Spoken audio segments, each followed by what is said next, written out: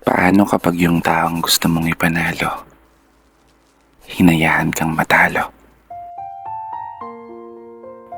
Teka, paano nga ba?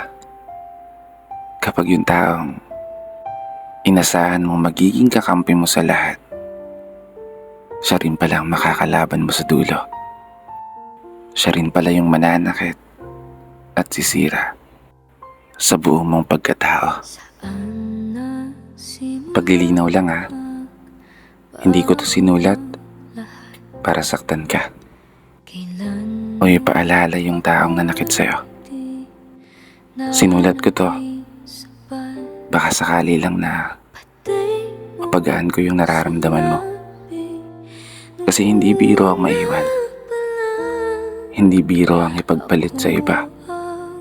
Hindi biro ang umasa sa mga pangako na habang buhay magkasama kayong dalawa. Kasi paano nga ba kapag yung taong minamahal mo ay hindi ka na kayang mahalin pabalik? Paano nga ba kapag tuluyan ng nanlamig yung dating mainit at matatamis na halik? At mas masakit pa doon, yung bigla ka na lang ipagpalit. Paano ka nga ba makakabangon muli? Paano nga ba pahihilumin yung sugat kung sa tuwing ipinipikit ang mga mata ay palaging imahe mo pa rin ang siyang bumabalik?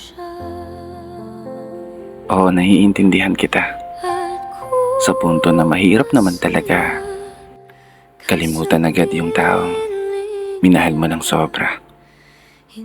Mahirap naman talaga muling maging masaya kung nasanay ka na siya ang palagi mong kasama.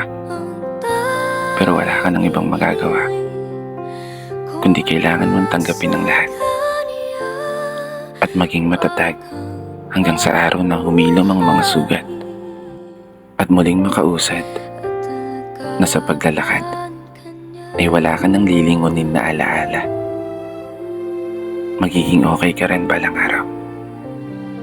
Makakaya mo rin yan. Mas mabuting gawin mo ngayon, mag-focus ka sa sarili mo at mas mahalin pa ang sarili mo.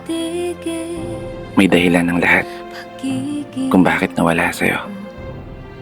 At yun ay marahil sadyang hindi pa para sa'yo. Palagi mong tatandaan, ang pag-ibig ay isang sugal na minsan pwede kang matalo at pwede kang manalo. Magtiwala ka lang sa kanyang mga plano dahil darating din ang araw, mangyayari din lahat higit pa sa mga hinihiling mo. Isang mahigpit na yakap